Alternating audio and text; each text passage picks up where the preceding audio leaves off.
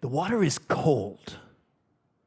My kayak has just capsized in the frigid Bering Sea off the coast of Alaska. I try and fail to right it and get back in. I'm alone. No one knows where I am. But I know that I need to get out of the water soon before the cold takes me coordination away and I drown. But how? I see the shore about a half-hour swim away. Can I withstand the cold water for that long? I don't know.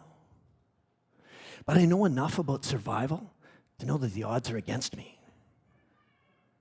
I don't want to die. I'm 25 years old. I want to explore the world. I want to have an interesting life. And I can see my dreams and my life are about to slip away right in front of me. I've got to avoid panicking if I want to live. I'm scared. I'm really scared. I'm also angry. I'm angry at myself for having gotten myself into this mess. And I take that anger and the fear and I turn it into fury so I can stay in control. I will survive. I will survive. I will survive.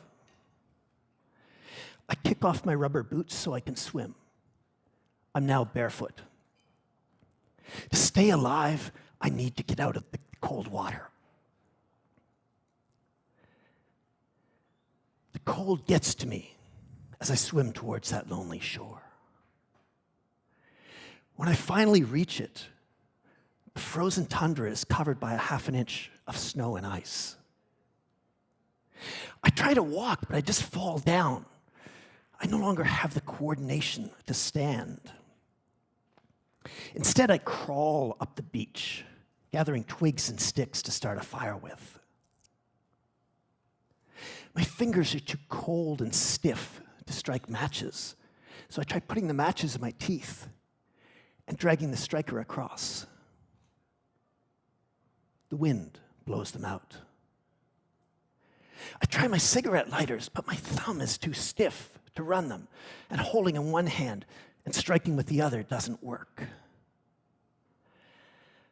I will survive, I tell myself. I keep passing out from the cold, then waking up and continuing to try getting the fire started. After 5 long hours of trying, failing, passing out, and trying again, I finally get a fire going. And I huddle beside that fire for the rest of the long, dark, cold night. I will survive, I tell myself. When daylight comes, I can see a cabin in the distance. Between the cabin and I are 4 small rivers and 1.5 miles of snow-covered tundra.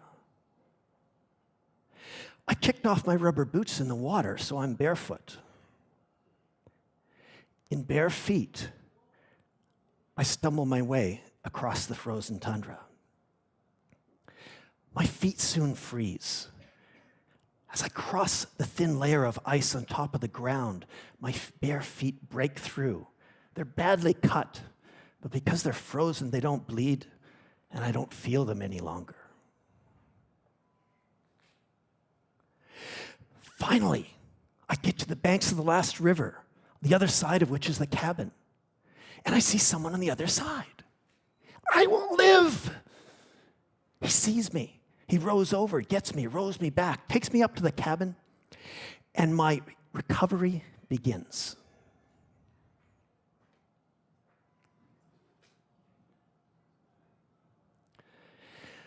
When I was a young child, I had severe asthma, and it was not at all certain that I was going to live. Much of my childhood, when I was not in hospital, was spent confined in my room. And on the ceiling of the room, there was a light, and that light had a map of the world on it. And I looked up at that light, and I longed to experience the real world. I wanted to taste, touch, and smell the sea. Know the mountains, the forests, the deserts, the fierce wind, bitter cold, hot sun. I just didn't want to be inside looking at a map of the world. As that child, I decided that I would live to explore the world. And that's what I was doing at the age of 25 in Alaska. I was living. Since then, I've lived in 5 countries, traveled to 19 more, and sailed my boat from the Arctic to the tropics to Antarctica.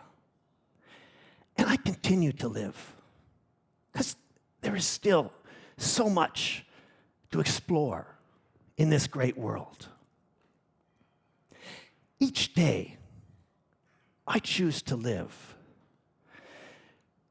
because living, to me, my purpose for living is to explore.